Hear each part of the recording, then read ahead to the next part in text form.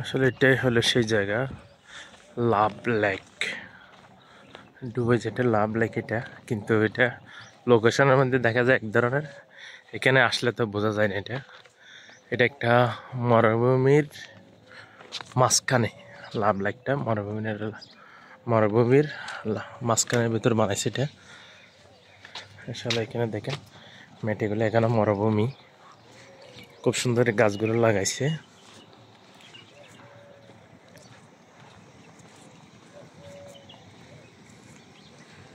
এটা হলো গাড়ির পার্কিং।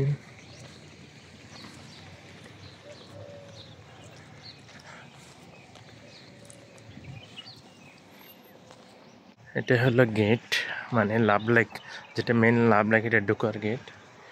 খুব সুন্দর করে বানিয়েছে এটা জিনিসটা।